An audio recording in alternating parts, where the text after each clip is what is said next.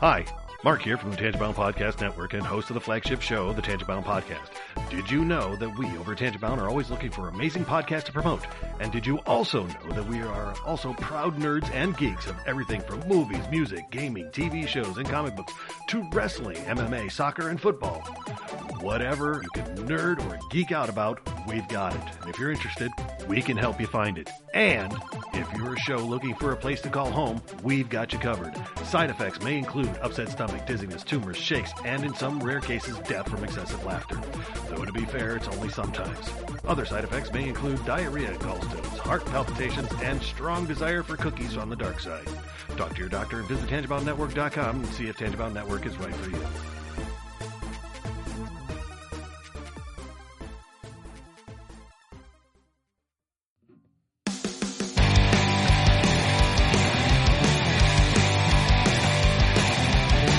Sucks to the last drop. Are you gonna blow your head off? Take good aim and don't forget to duck. A light sucks every Monday and all the way to Sunday, but I wouldn't have it any other way.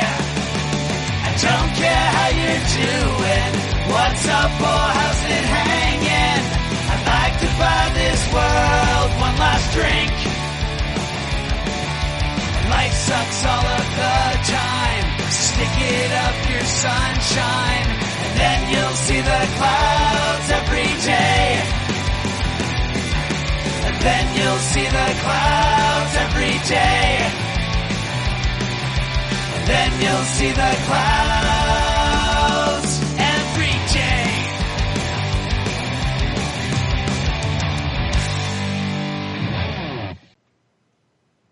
Well, welcome to the Crazy Life, everyone. Almost forgot where I was for a second there, but now I'm back. Yay! So with us, well, I guess we need to start from the beginning. My name is Jen. I am your hostess of the day. With me is Brian, as always, and we have Henno back. Hey, Henno. Hello. Hi. And hey, Brian. Hi. Didn't mean to skip past you. Sure, whatever. Anyway, just old Brian taken for granted. Just good old Brian. Always there, Yep. always reliable. Yep. You just got like what's that? The friend listed or Yeah. you know, like you've just been thrown in that category. Uh-huh. He's so dependable. He is Man, so easy to talk to. even you saying that, Henno, I just got uncomfortable. I just got chills from it. Just had a bad flashback. Yeah. Huh? We've all been there. Yep. I usually do it to myself. Yep. And that's usually the case too. Yeah, it's true. Guys don't understand that they do it to themselves, and you know it sucks. Mm-hmm. It was literally my relationship MO for years and years and years. Mm-hmm. It's finding that right balance. There's this great website called The Ladder Theory that is absolutely spot on when it comes to male-female relationships. Honestly, probably all relationships in general, but it focuses on the male-female relationships, and it's basically, in a nutshell, they're talking about how it's rungs on a ladder, and there's two different ladders, so the friendship ladder and the relationship ladder.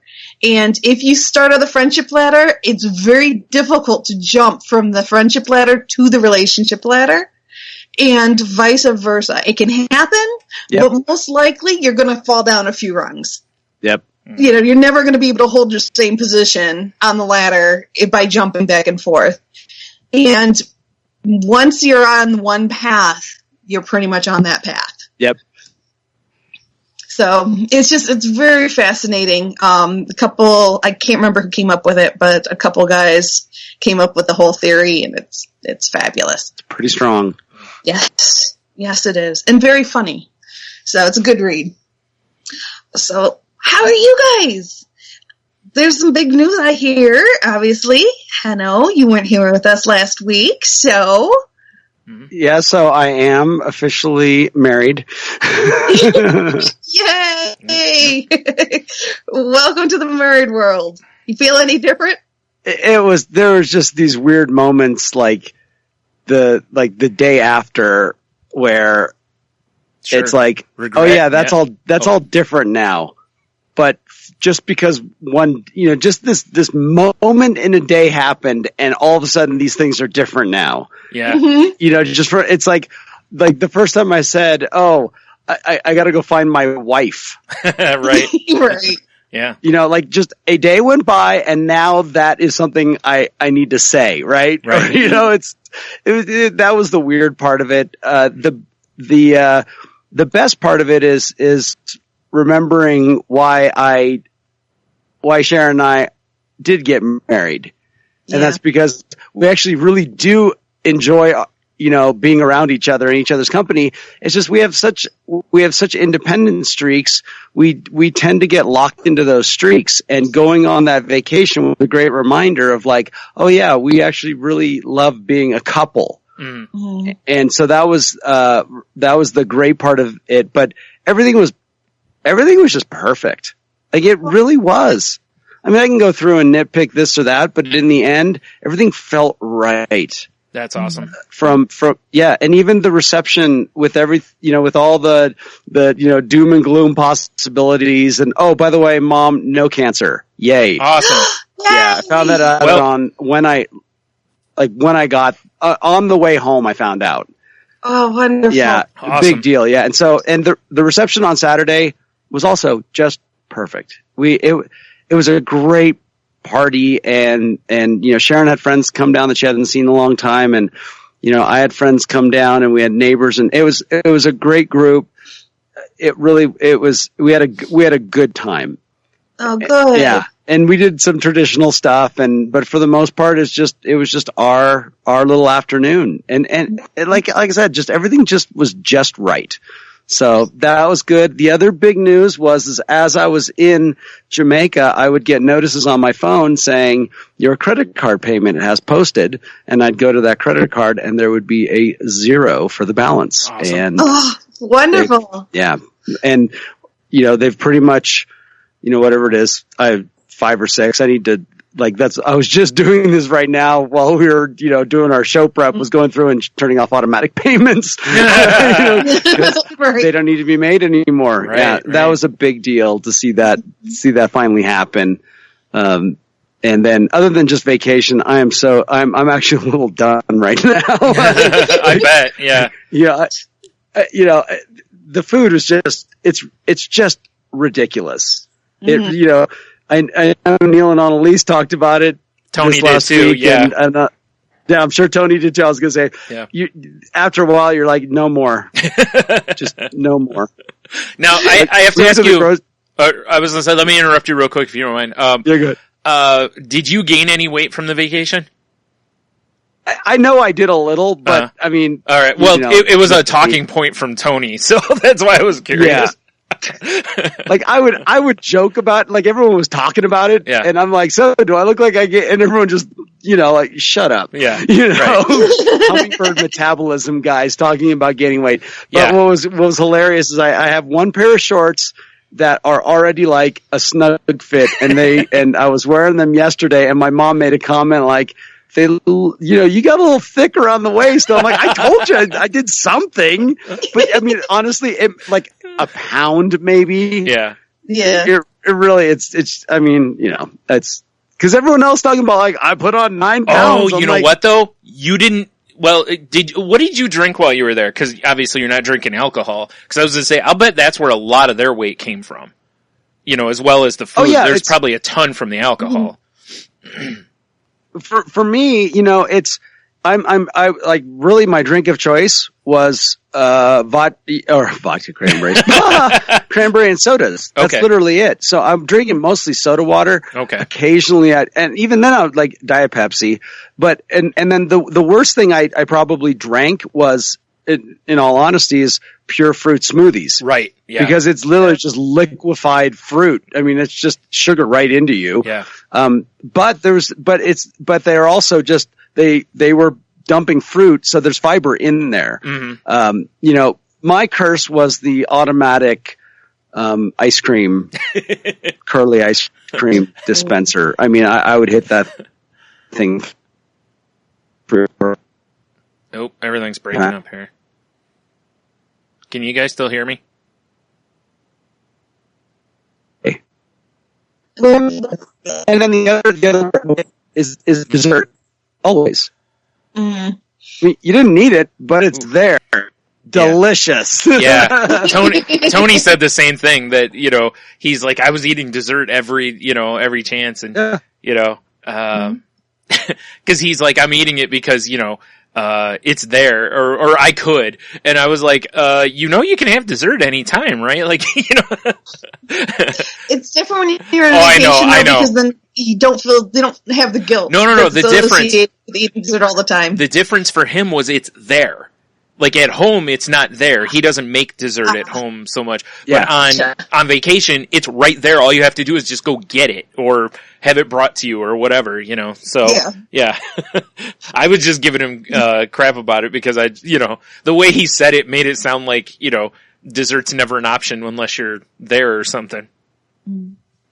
Yeah, that's the part where you're like, just wow, it's the detox, and then but driving like our travel today, once again it was up early but the legs were short and I'm satisfied,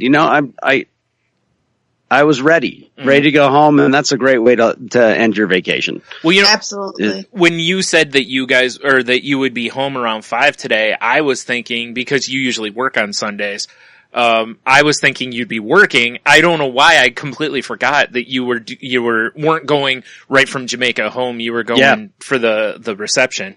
So when you said that, and I was like, wow, that's a weird time for him to be getting home, and then it hit me a little bit later. I was like, oh, duh, he's actually literally getting home, like not just from work, like from the past week and a half. There was good and bad with that. The good part was when I got to my mom's house, I did all my laundry, so I don't have to do it right now. That's awesome. I mean, the bad news was that was a long day on Thursday. I mean, we had to have our luggage outside the door at 6 a.m. Jamaica time. We left the resort at 7 a.m. Our flight left at like 9 something. We get to Charlotte at, and it's I don't know how many hours that flight is, but I mean, we're there in the afternoon pretty much. Mm-hmm. And we're an hour different now, and our flight's supposed to leave at 2 something or whatever it is, and it just kept getting put. Oh, that's what. Yeah, we were supposed to leave at 4:30, and we'd have the extra hour. So we've already done like a 6-hour flight, or I don't know what it is, and then because of the tropical storm, planes weren't getting into Charlotte. Right. So we had to wait, and the whole terminal was just full of people waiting for planes to come in to take them away. Mm-hmm. And so we left at like 6 o'clock. By the time I got to San Francisco, it was 10 something, and then get on the airporters and blah, blah, blah. Yeah. And it was a long day. I bet. And, and then the next day was running around and getting everything going for the reception. But all that was actually really fun. Mm. And it was kind of in a way, I had a couple of days to get away from vacation mode, and get back to what would be a normal mode.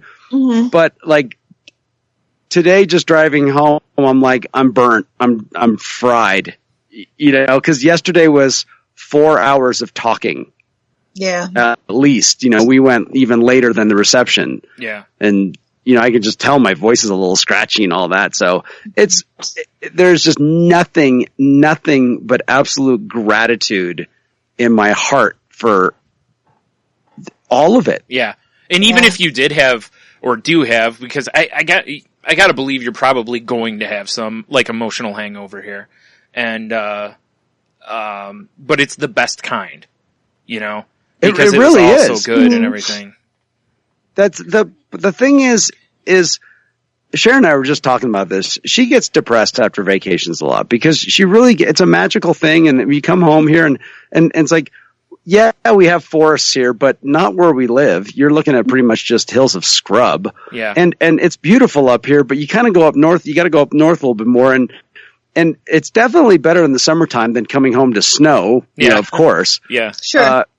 But I don't get that type of, you know, depression necessarily because I think it's paradise up here. Yeah. And then where I do get the emotional hangover kind of deal is from the connections with all the people. Mm-hmm. Yeah. You know, like especially when I do the tours and I get to see everybody and it real connects me. But I was so filled up with everyone. That makes sense. Yes, I miss Tony and Jeannie. I miss Neil's parents. I miss Neil and Annalise. And, you know, Karen and Greg, I was just getting to know them. Mm-hmm. However, we got to spend so much great time together rather than missing it and feeling like that instant nostalgia like I used to have. Yeah. Mm-hmm. Because I had nothing in my life. You know, I wasn't fulfilled inside. Mm. So I was always filling the hole and I'm like, oh my God, my hole was filled for, you know, 8 days and now it's empty again. It's like, no, it's actually because of the work I've done, it's all bonus and it's going to carry me to the next time I see everybody. That makes sense. Mm-hmm. That's true. Cause, after Chicago, you and I were both talking how we both were feeling that way. How there wasn't really that fatigue. It was more of just missing people because we had, you know, spent so much good fun time with everybody while we were there. Yeah. That makes sense. It was a little different, you know, and I'm excited for the next time. And the other thing is like seeing all my friends, you know, they brought cards. I got these great cards, you know, that for the wedding. And then we've got all these wonderful photos and the memories and everything was fun. And I can leave it. Yeah. That's awesome. And get back to the moment. And that's a really new thing for me. And I'm extremely grateful for that. And that makes me say, thank you for, you know, thank you for my sobriety. Thank you for my weekly podcast where I talk about this stuff. Thank you for all of that because it feels like I am the right size for the situation. Awesome. Oh, wonderful. It's like, woohoo, you know? Yeah. So it sounds like instead of Heno having a win for the week, he literally had a win for the week. Yeah. I mean, the mom with no cancer, he's married, a great vacation, really, all this stuff, you know, it's just, Yeah, I'm at a debt. Well, I'm not out of debt, but my debt's been restructured in a way that's actually beneficial to me and makes sense. And there's light at the end of the tunnel. I mean, what more, you know? Yeah. I'll tell you what, if I start complaining about something, just come on over here and smack me across the head. Actually, better yet, the better one is the finger whack. Yeah. You know, like just doesn't even deserve a smack. Yeah. You just get pink right across the head. But I'm excited, you know, because on the way back, I'm just like, do I really want to go on? But, you know, I just want to lie on the couch and be with my dogs. But now, you know, as soon as I jumped on, I'm like, oh, I love this place. Meaning our space. Yeah. This is our space. So. Yeah. Absolutely. Happy to be back. That's why happy to have you. When I asked you, you know, if you were gonna jump in with us again, I was thinking more of like, oh, he might be working. I'd completely forgotten that you were actually traveling home today. So when you said no, and that, like I said, and then later it hit me, and I was like, oh man, yeah. It's like I bet he's gonna be just burnt from just, you know, travel and the people and just all that stuff, you know. So yeah, back to the grind tomorrow. Yeah, right into it. And we'll see. Hopefully when I left, all hell was breaking loose and I'm like, well, good luck guys. See ya. Best time to go on vacation. Yeah, exactly. But our facilities manager, I guess he's got a 2-week vacation plan. I don't know if it's next week or whatever it is. So, I mean, I'm excited. I'm ready to jump back into it and do it. There's one thing and I hope Tony talked about this a little bit is the service that the employees, and not just the employees, to me, it's a Jamaica thing. Yeah, he did. It's not customer service. It's being of service. Level of as soon as I get to the airport and I'm in front of, just Joe Blow customer service person at one of those little, magazine signs, and they just look like they're bored to death to be there. You're like, oh yeah, that's customer service in the United States versus what you get in Jamaica. It was inspiring to me, flat out. It's just flat out inspiring. And it makes me go, cause to me, that's what we do. That's what I do at my work. That's what's expected of us. Right. And I'm excited to go basically, return the favor, pay it forward. People were of amazing service to me and made a lifetime moment in my life. Yep. And now I get to go pay it forward. Yeah. Cause they could go, maybe do that for somebody else. Right. It could have just as easily been you coming back going, geez, the service was so awful. Like, people were rude. It ruined, some of our, because you hear stories like that from people, not from Jamaica, but from just wherever they go.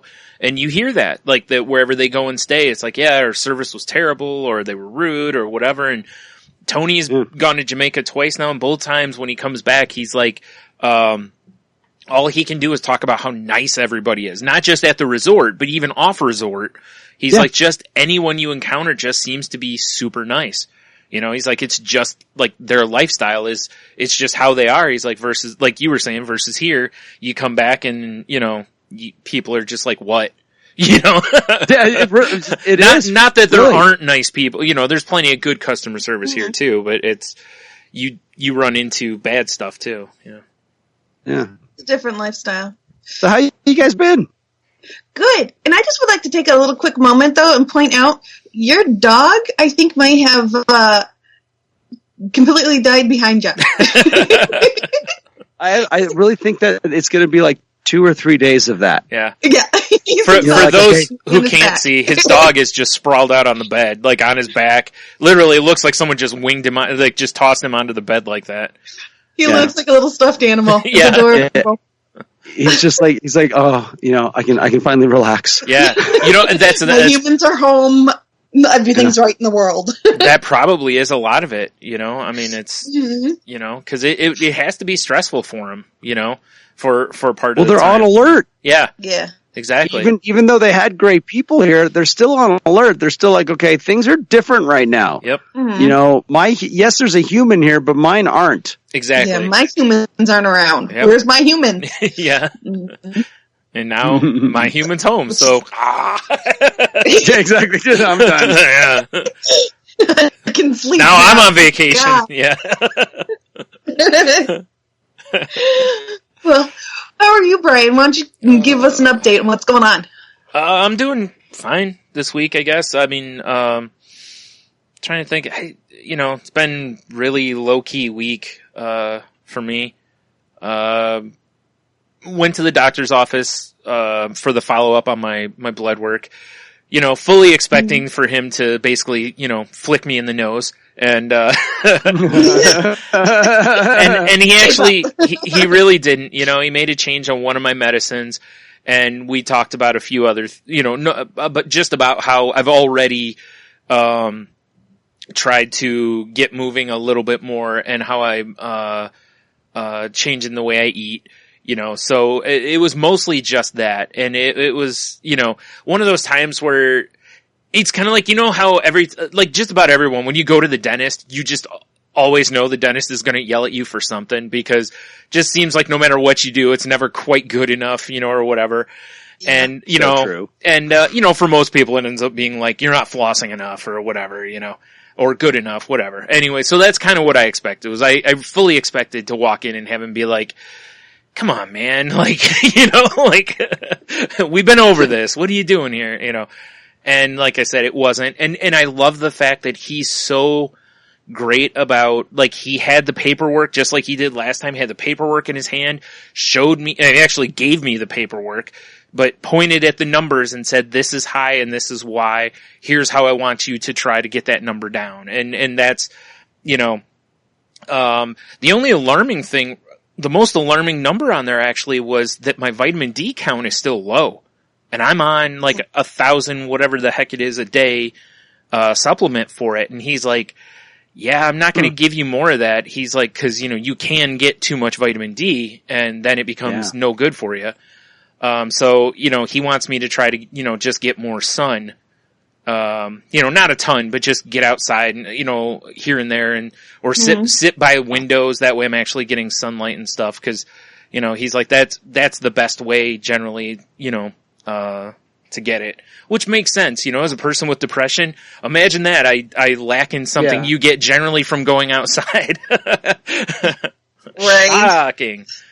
It is a little, it was interesting though, because he's like, you're on that supplement. He's like, and you're still low. And he's just like, you could tell it's like his hands are tied basically because he really doesn't want to go any higher. So from that point, he can't do anymore. Now it's on me to, make the change there and see if that number changes by the time I go back. But it was a relief walking out of there. Yeah, I thought about that too. But really it's like, if I can get outside, like walk down to the mailbox even every day, that kind of, that's just a better idea. Sure. Because like a sun lamp kind of feeds into, well, I could just sit in my room with the sun lamp on and, so yeah, it's, if I can find better ways, I need to do those. But, I explained to him about how, I don't deal with heat really well. Like I start getting a little, like what normal people would get a little warm, I go from like a little to super hot, like, really fast. And, so he told me, he's like, well, just get up and he's like, when you get up, do some push-ups or jumping jacks or what. He's like, just through the day at different points when you've got time or feel like it. He's like, just do little stuff like that just for extra movement, which goes back to a podcast that Henno and, Angela did about, and, that it isn't necessarily exercise. It just needs to be movement because just moving it makes a huge difference in, but yeah, so overall it wasn't, I still got a talking to basically, but it wasn't like, it didn't feel like a lecture. It felt more like, okay, let's make you better, which is more awesome. Encouragement. Exactly. It really was. And so I said, I really like this guy because he's, most doctors that I've had aren't as thorough as far as like it, showing you the paperwork for the blood test and saying, do you have any questions on this? Here's the numbers. Here's what it should be. Here's what, all that kind of stuff. And I appreciate that. And maybe, it probably should be that way. I mean, every time you go in, but I think a lot of people just kind of sit there and accept what they're told instead of asking questions about it. And, right. So yeah, but, that was, I'm trying to think if there's anything else. I can't think of anything else. It feels really weird to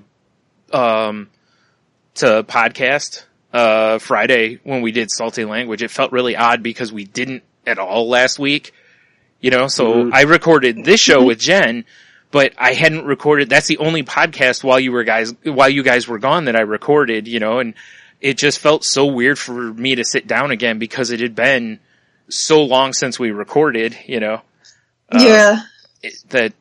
just felt odd even starting it back up. But yeah. So yeah, that's cool. It. I've been dealing with a bunch of headaches, but that's normal news and, whatever. Right.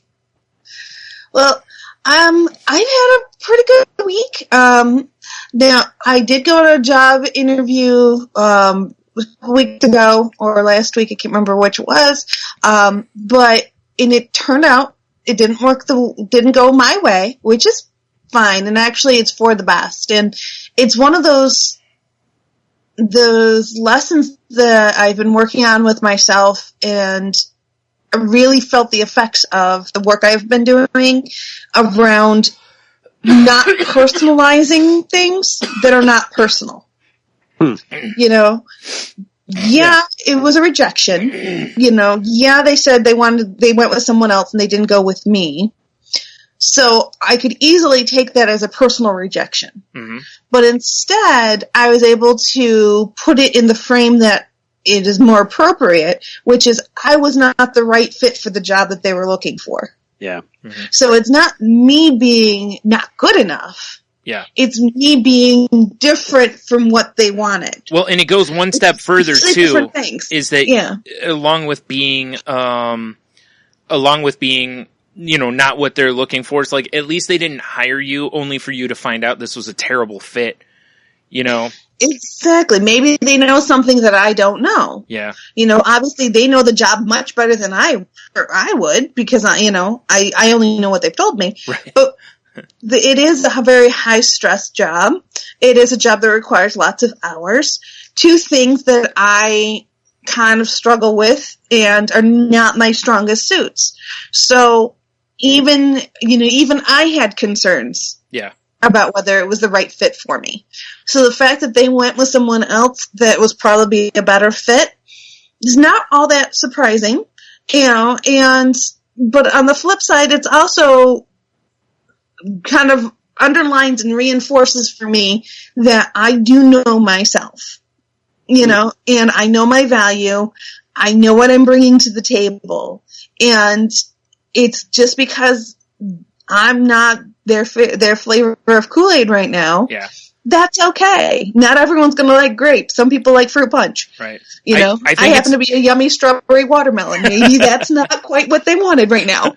I think it's a big win there too, that you recognized that it may not be a great fit for you from the beginning also, rather than just go, I need a job, I'm going to take whatever's thrown at me kind of a situation. And you've always been good about that anyway, of valuing yourself at what, at what you feel you're worth and such, as far as like salaries and stuff go. So that's always been a very strong point of yours. And it's good that you've continued that, along like with this, to where you're looking going, this may not be the best fit for me. Cause in the past you've taken a job where you've had a lot of hours, a lot of stress, and it turned out, and it paid well, but it turned out very badly. So, Correct. Yeah. Exactly. And that's so, I'm very, not necessarily elated, but I'm lifted by the thought that, hey, I'm learning. Yeah, exactly. Yeah.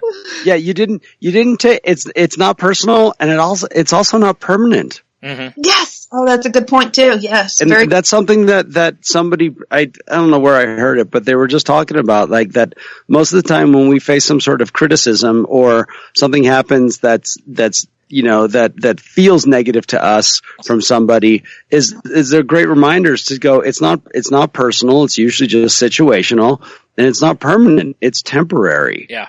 Mm-hmm. Yep. Yeah, and things at my current job are going better.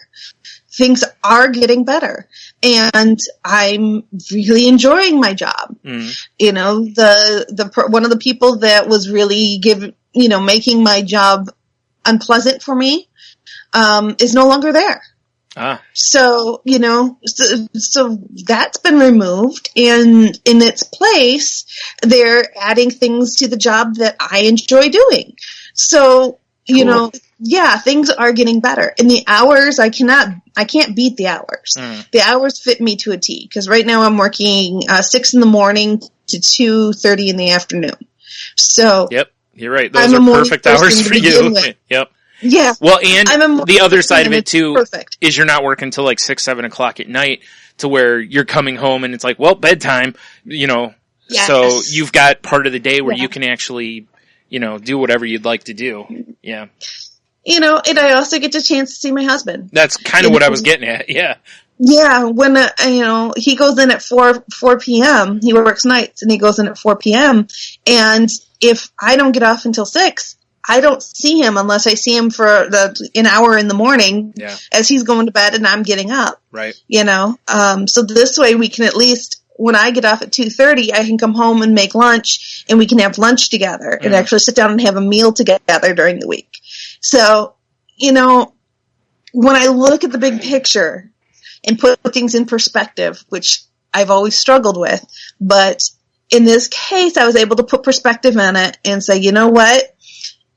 I agree with them that this is probably not the best fit for me. And if I would have taken this job, it would have been financial based, because it would give me a lot more money, but not necessarily life fulfilling. It's one of those things that you have to make that determination between. Money is definitely not everything, as we all know. Yeah. But, in this case, I think this is the right right thing. And then I follow it up with this week, somebody called me, a recruiter sought me out, and because I had stopped looking, and a recruiter sought me out and is incredibly excited to talk to me. So, cool. Right. Yeah, so we had a nice discussion, and his manager wants to talk to me, so I'm going to talk to them next week, and, I don't necessarily think this is the right fit for me either, but I'll learn more about it, and it's nice to hear someone's excited to talk with you strictly based upon your career background and stuff. Especially after a rejection. Exactly. It's nice to have a confirmation after a rejection. It certainly feels nice and helps kind of lift you back up, Yeah,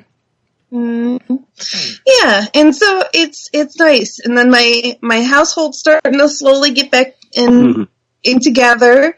My dryer went out, the heat element in my dryer went out. So on top of my bathroom being a mess and my house being covered in dust, now my clothes weren't getting done. Ooh, fun. Time to hang some clotheslines in the backyard. Well, and that's, we ended up moving. We had a washer and dryer from our last place. This one came with a washer and dryer, so we just put the old ones, our ones that we brought with us, into the washroom. So I just got that done today. So I'm starting to get my laundry hung up and done, and things are feeling good and starting to feel settled. The work thing's feeling settled. My home life is feeling settled. So things are good. Good place. Nice. Good. Yes. Yeah. So on the topic of good stuff, we've talked a lot about anxiety on the show, and I came across this article that I thought was really interesting because it takes it from a different perspective. Perspective so popular, as we've talked about. Let's see. Bring it up here. 7 ways anxiety actually works to your advantage. So, which kind of seems a little bit like an oxymoron. Anxiety being an advantage, but they do put it in good perspective here. It starts with living with anxiety can be exhausting, frustrating, and painful. I think we can all agree. That yes, and yes. Frequent anxiety symptoms may be robbing you of sleep, joy, and or confidence. However, there is much you can learn and benefit from it when it comes to understanding anxiety. In fact, anxiety works to your advantage in some significant ways. Identifying anxiety and exploring how you relate to it may help you uncover some of your most significant strengths and useful skills. Which I really think, what I liked a lot about the article is I really think it kind of underlines what we do here on the podcast. Is, as we get into it, you'll see kind of what I'm talking about. But it really, it's that investigating and learning and growing yourself and trying to find the right balance for yourself. All of those things are positives that, yes, anxiety is in the mix, but it's kind of that catalyst to launch you to bigger and better things. Yes. In a lot of ways. Yeah. So the first one is anxiety makes you smarter. A person who tends to be anxious may also naturally be highly intelligent. Anxious people can be incredibly good researchers, critical thinkers, and analyzers, in addition to naturally tending toward higher level intellectual processing. Anxiety can also teach you to be smarter as you go through a process of learning more about it. Building a better understanding of your anxiety can help you learn to explore options consciously and problem solve calmly. The skill improves both your mental and emotional intelligence.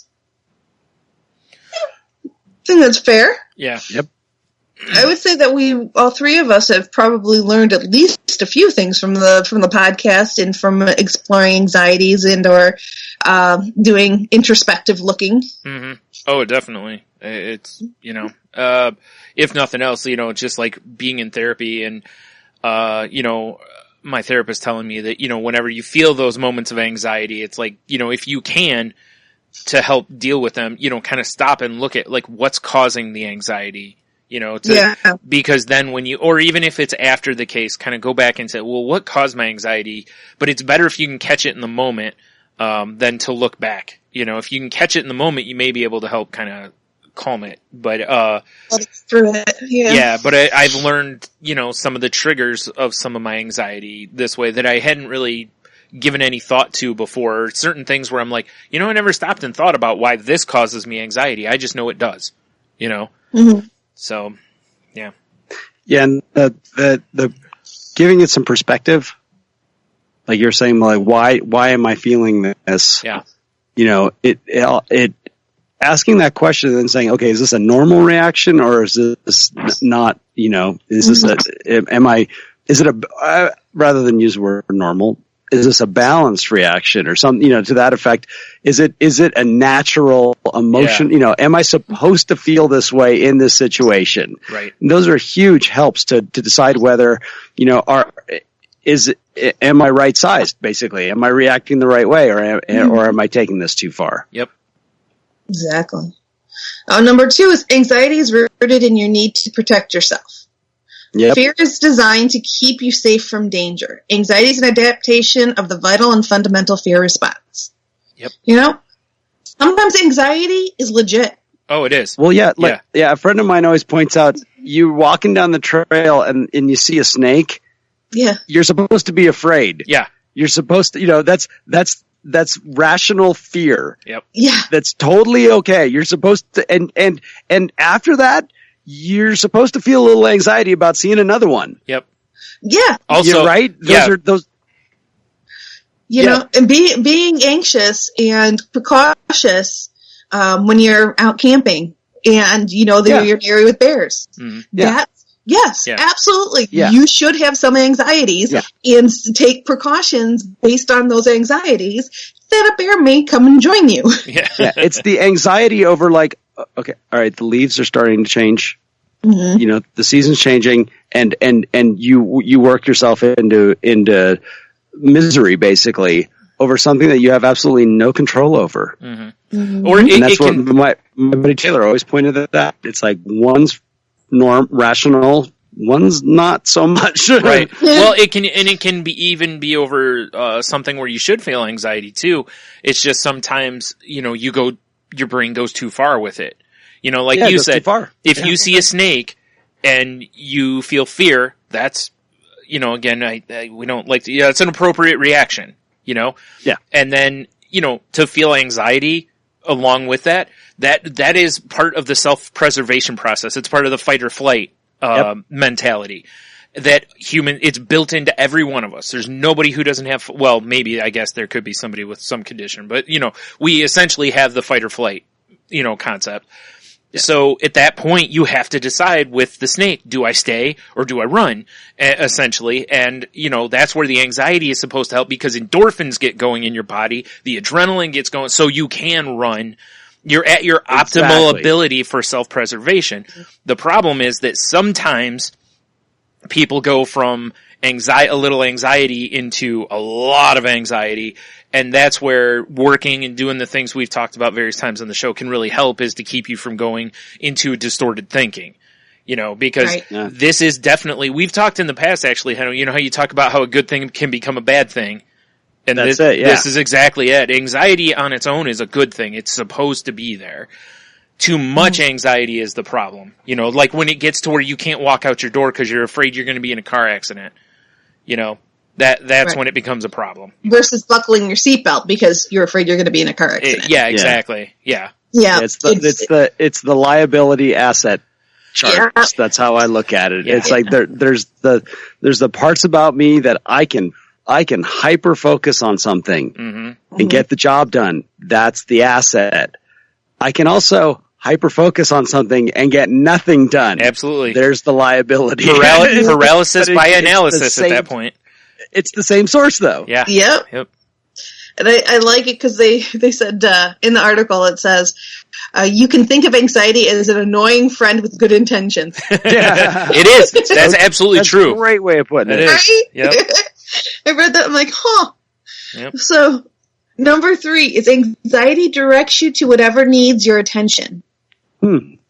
It can be healthy to temporarily distract yourself from anxiety to gain perspective. But if a thought or situation causes anxiety repeatedly, your mind and body are likely trying to tell you there is something needing to be addressed. It may also give you a sense of what you truly care about and want to take action on, even if it may be difficult to do so. Anxiety can direct you to see something about a situation that is too important to ignore. A therapist can help you learn how to give a situation attention without needing to be anxious attention. I can give a great example of this, even though it's not in our brains.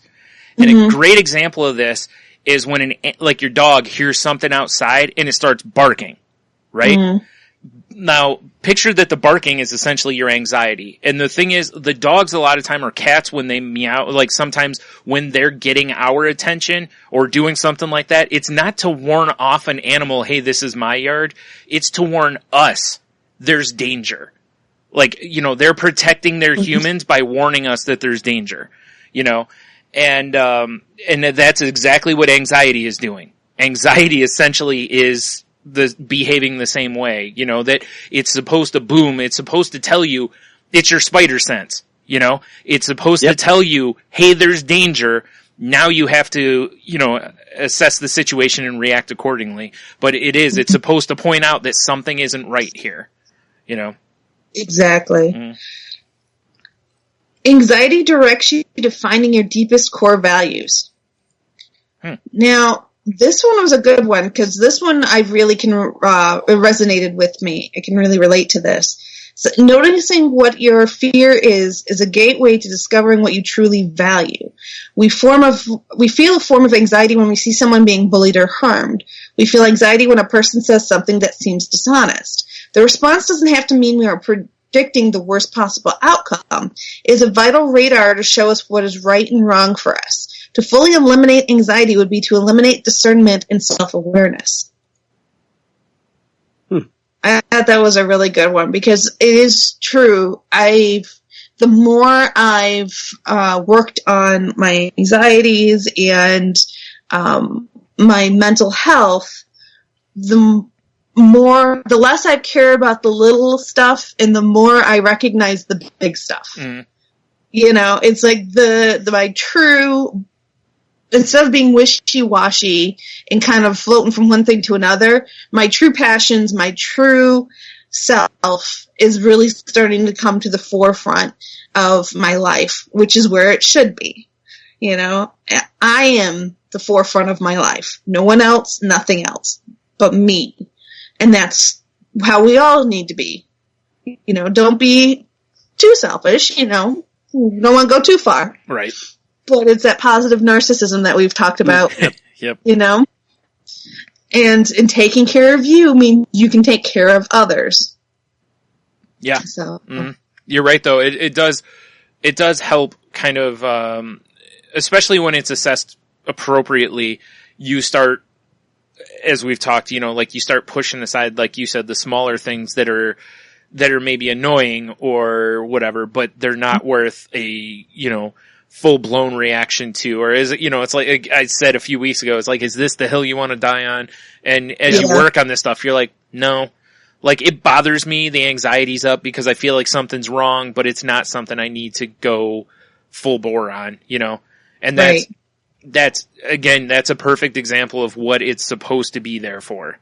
You know, again, you see the snake, you could look at it and go, it's just a little, you know, harmless snake essentially. You know, like it's not a rattler or a cobra or something like that. You know, it's not something that's going to kill me. If it bites me, it sucks, but I'll live, you know, like that kind of thing to where you can be like, okay. And you just tread carefully, basically, you know, and, you know, versus, okay, it's a king cobra. I should probably run. You know, I don't want to, you know, tangle with this thing because this can kill me, you know, so anxiety can help you discover your fullest potential. Many people who have a form of anxiety are chronic overachievers. Anxiety is often used as a tool to help you push yourself to the limit of your achievement. The downside is that there is often negative meaning attached, such as not being good enough or not valuing the rest. Often, anxious overachievers have difficulty saying no, trouble completing tasks to their liking, or knowing which tasks to prioritize, and issues trusting or working with others. So, using anxiety as a means to motivate yourself can only work to a certain extent. Well, yeah, I mean, absolutely. I can see that anxiety can be a motivator. Mm. You know, it motivates you to do the best. Just like fear is a motivator. You know, fear of failure, fear of other people's reactions and judgments. You know, but it does motivate. But in the same way, can again go from being a good thing to a bad thing very easily. Because fear of failure can become a paralysis instead of a motivating factor. Because at some point you could get to I don't want to try because if I don't try, I can't fail. Or if I try, I'm going to fail. And that's why this makes a great point about seeking a therapist to help you remove the negative from it, like the negative thoughts. Because just having anxiety, again, as we've said a few times here, fine. But when you add negative thoughts with anxiety, that's where it becomes paralyzing, or it can just become an overall problem. Yeah, it's interesting how like when you bring up like, you know, analogs to anxiety, you know, real world problems, let's say, like the snake example, or you know, anything with like work or something new or a job interview or blah blah blah. It's funny how certain things, like Brian, you were talking about, you can analyze the situation and take a practical approach to it. You know, like the snake. You're using your judgment, but you're not judging the snake. Right. You're just using your judgment. There's a practicality to this thing. And the same thing goes with, like, you know, all right, fine, you have the job interview. There are things that, you know, that bring up fear, but there's also the part where you're just like, okay, you're typically not judging the people. Mm-hmm. You're using your judgment in making your decisions, like you were talking about, Jen. You're like, okay, I wasn't the right fit, blah, blah. But what's amazing are the things where now our anxiety goes out of control, and we judge things, we lose judgment, we lose those perspectives. Mm-hmm. And that's where someone like a therapist or your closed-mouth trusted friend can be so useful if you're willing to utilize them. Yeah. Because there are things that I can't step back and rationalize it. Yep. Something takes me over, and I react in a way that's pure emotion. And I do, you know, like we were talking about earlier, I do take it personally. Mm. I do look at it as permanent rather than temporary. I do all those things, and like almost without any control. Mm. It's really interesting to me when I look at, wow, I can accept this like with no problem and view it in a kind of a rational way and apply common sense to it. And then this thing over here, it's like, boom, head flies off. Yep. Yeah. Exactly. Yep. It's amazing. Everybody has different triggers. Yeah. You know, yeah. It is. It's for everyone. It's going to be different, but it's understanding those triggers. That's why the work, or like we said, seeking out a therapist can help, you know, or like Heno said, a friend, whatever, because there's a lot of times that there are, and Jen and I used to do this for each other a whole lot, to where when we would talk, there were times to where we knew we weren't sure if we were seeing things clearly or if we were too far in it. And it helps when you have someone you can bounce that off of and then go, yeah, you're overreacting to that, or that's not, you know, that's a little too far, or something along those lines. You go, okay, you know, and then you can kind of reassess a little bit. Well, you go, now what? Okay. Yeah. We both agree that I'm probably overreacting. Well, now what do I do about it? Right. That's why these tools are great. Exactly. And again, why it's so important to, you know, do the work. Like I said, you know, it's why therapy can be so good, even if you don't, you know, it doesn't even have to be bigger stuff. It can just be to just help you with the, you know, again, like I've talked before, there's times I go into therapy to where this last time I went in, I mean, I had a lot of deep stuff we talked about, you know, but there's other times to where like I'll go in and it's more about just keeping me on the path, you know, just like, you know, hey, you know, I'm drifting here, and okay, let's get you back on, you know, here's some tools, or hey, remember, go back and look at this, and this, you know, kind of just an encouragement, like, you know, the work, You've done the work. You know the tools. Just make sure you're applying them. And sometimes that's all you need. And that's why, as we've said before, it's why I'm such an advocate of therapy. And again, it's one of those, it's like, you go into therapy and you use it for as long as you need it. It's a tool there for you to use. If you don't go in and they tell you how long you're in therapy, if so, I'm no doctor or expert, but I would guess if you go in and your therapist approaches it that way, you probably should find another therapist. That's kind of a weird approach. Yeah. Generally, it's and I've heard a couple people say that, to where they're, therapist is kind of giving them a timeline, which is weird. Most of them I've heard it's, how long, do you want to make another appointment? Not, okay, let's schedule you for next time. It's like mine asks me every time, do you want to make another appointment? And it's because if I don't feel it's beneficial, why am I there? And that's the truth. So. Well, and it also, I think it actively makes you an active participant in your recovery. Yes. Because that's true. It's a good point. Yeah. So if you are making the active choice, not making that choice for you, you have to actually make that choice. Do I want to have this? That's a really good point. Yeah. Yeah. Oh, and that's fabulous when people do that. Yeah, and it's weird though because you go to your general practitioner and they'll go, come back in 6 months or a year or what, they just kind of they'll give you a loose timeline or something, but essentially they're telling you to come back. Right. Like with therapy, it's always do you want to make another appointment? And it's just like at first when she asked me that the first couple of times, I was like, well, what do people normally do? And she's like, it doesn't matter. It's up to you. Like, what do you want to do? Like how often you come back and stuff. And I was like, oh, cause it just felt so weird. Cause, like I said, usually you go to the general practitioner. Like I was just in for, that blood work stuff. And he was like, okay, I want to see you again in 3 months. So I go and make an appointment, it's just do as you're told basically, and on this one, it's like, okay, open sandbox. And it's like, right. But yeah, anyway, sorry, I took us way away from.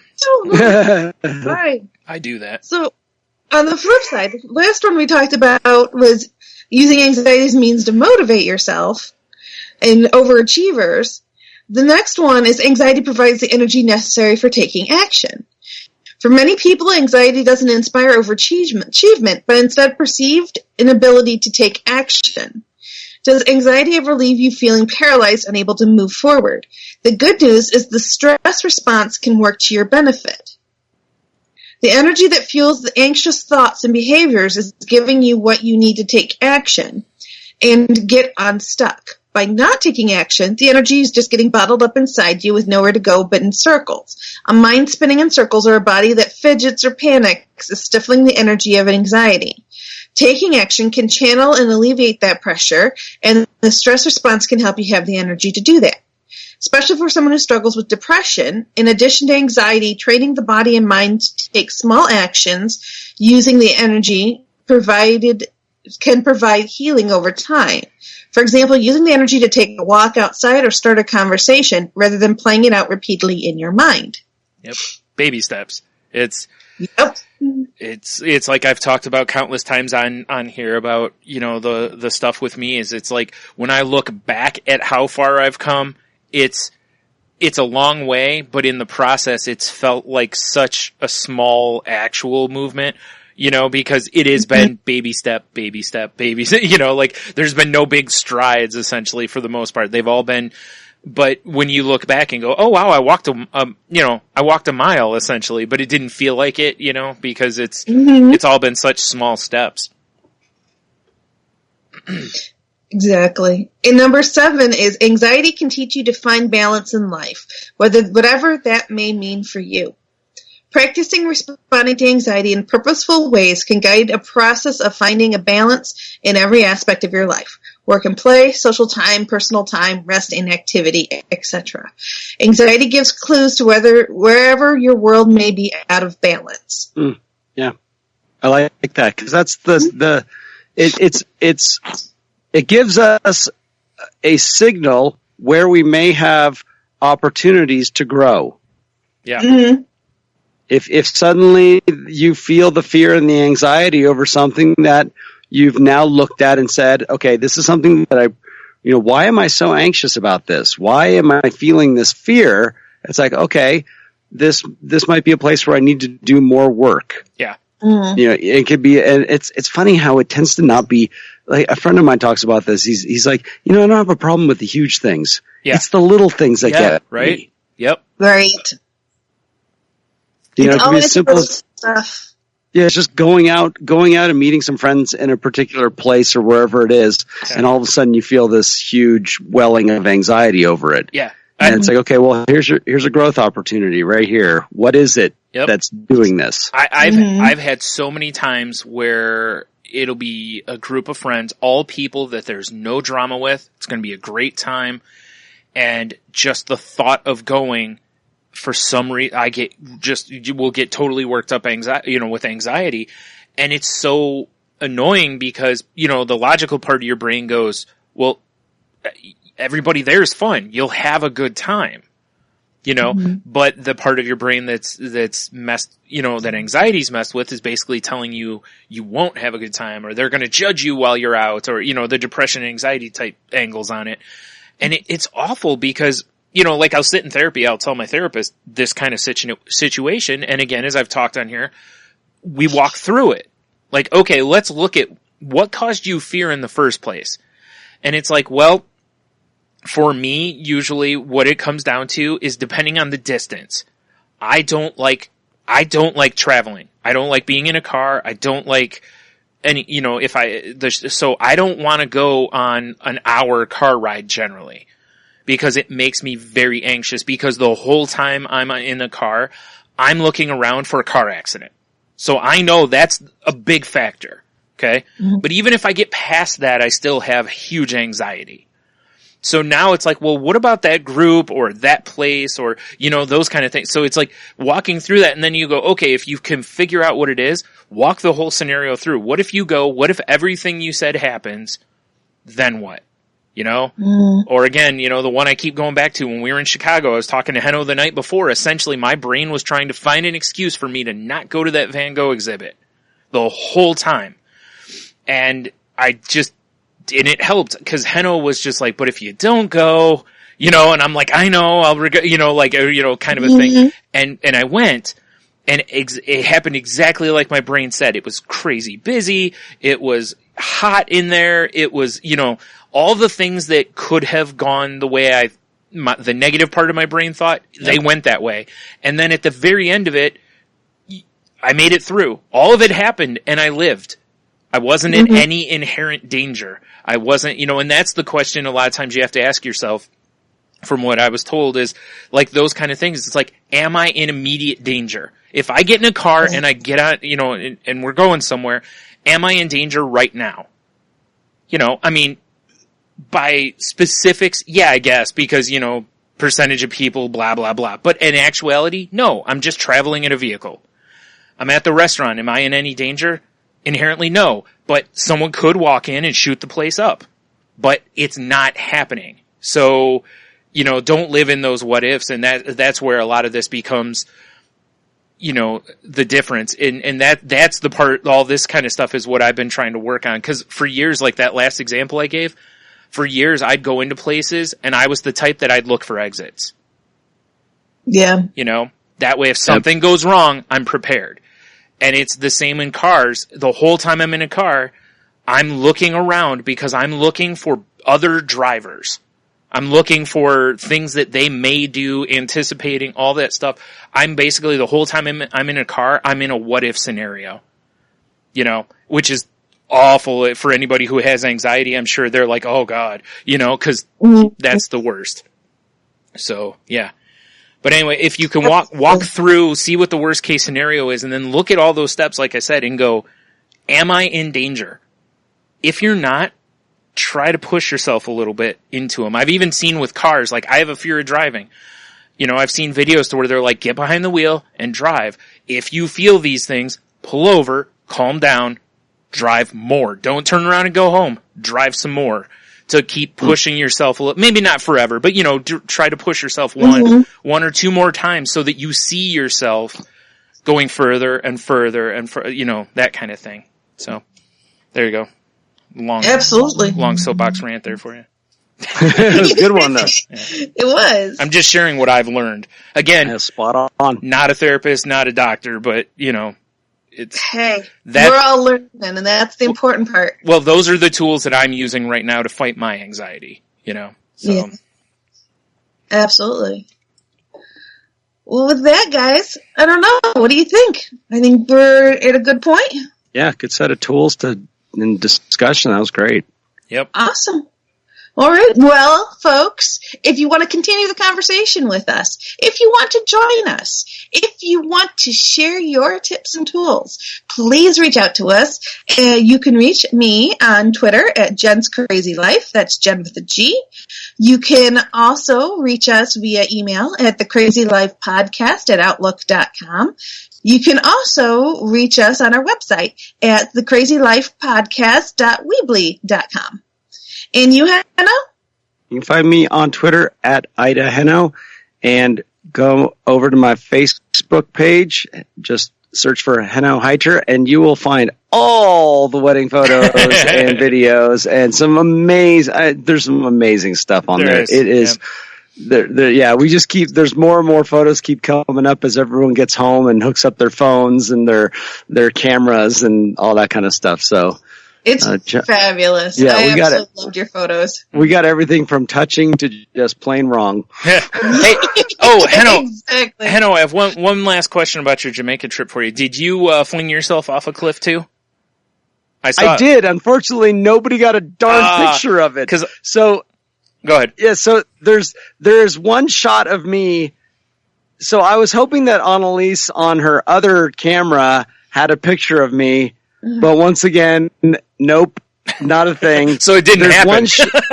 Yeah, it didn't. And this is what sucks is because there's one shot of me starting to lean over, and then there's the white in the water, right? Because it's just difficult. And well, what happened is when we pulled up there, we were in some pretty heavy swells, and I'm just like, can we just swim over there, because you never know if they're liability, what they have or anything. And John was just like, go for it. I'm like, sweet, whoom, off the boat. And as I got to the shore, a guy dove in head first. Oh, wow. And crowd went wild, right? Sure, yeah. Yeah. And then a dude did a backflip and nobody did anything. And I'm like, well, I guess diving's the thing to do. So I went right up to the top. I didn't even pause. I just dove right in head first, came up, crowd goes wild. I'm like, sweet. And then by that time I realized that Jeannie was in the water, Sharon was in the water, Greg was in the water. They were all coming over. Yeah. And so I went up one more time and I jumped in this time just to see. I was like, well, let's see how big of a splash I can do a jackknife or something, So you went twice and no pictures. I went twice, not one picture. Oh no. So Greg's again, captured multiple times. Sharon's captured with her jump. Yep. By the internet rules, it didn't happen then. Didn't happen. Okay. Hilarious. So Brian, where can we find you? You can also find the show on Twitter at The Crazy Life. I lost it. The Crazy Life Pod. Jeez. I couldn't remember if it was pod or podcast. I just blanked. It's at The Crazy Life Pod on Twitter. You can find me at Stunami. You can find the other show I'm part of, Salty Language, at salty_language or at saltylanguage.com. That show is not safe for work, so be warned. You can also find us over at Facebook at facebook.com/group/Crazy Life Podcast. We're on, all sorts of stuff. Stitcher, iHeartRadio, all that kind of stuff. So, whatever however you normally listen to podcasts, if you aren't already subscribed to us, please do so. If you're on iTunes, please rate, or review the show. As that kind of stuff helps us get, moved up in the searches. And if you're using other apps, and they have like a like or a share option, please use those for the same reason. And, or just, if you could retweet when our new shows go out to help us, just spread awareness for us. We would greatly appreciate it. And, of course, I remind you, as I've said a couple times through the show already, we're not doctors, therapists, trained professionals, just three people sharing our opinions or tools we've learned that have worked for us. If you feel like you need help, please please reach out and get help. Talk to your doctors or whatever. If money's an option, there's all sorts of resources out there, like NAMI.org can help you find a therapist that's got maybe a sliding scale or something that fits you financially. And there's a bunch of links for that kind of stuff over on our Facebook group. So definitely go check that out. And if you're feeling as though you may harm yourself or you may harm others, if you're thinking about it in any way, planning it, anything like that, please don't wait. Please go talk to somebody and get help about it, because even the first like red flag is still a red flag. It's not, and if you can stop it earlier, you may prevent, just some bad situations. So please go get help. And, the last thing is, of course, please reach out to somebody this week. Tell somebody that you appreciate them, that you love them, see how they're doing, just whatever, because you never know, when that kind of thing could just make someone's day, make their month, whatever, or it might just save their life. So, and like we've said before, worst case scenario, you've just done something nice, So, Right. Yep. Yeah. Well, with that, folks, make sure you wiggle your toes. And for those who don't know what that means, basically wiggling your toes increases the oxygen in your bloodstream, will make you feel better, will clear your head, and will kind of make you smile, because it's kind of hard not to smile while you're wiggling your toes. So there you go. Wiggle your toes. Keep on smiling, and do what you can to have a good week.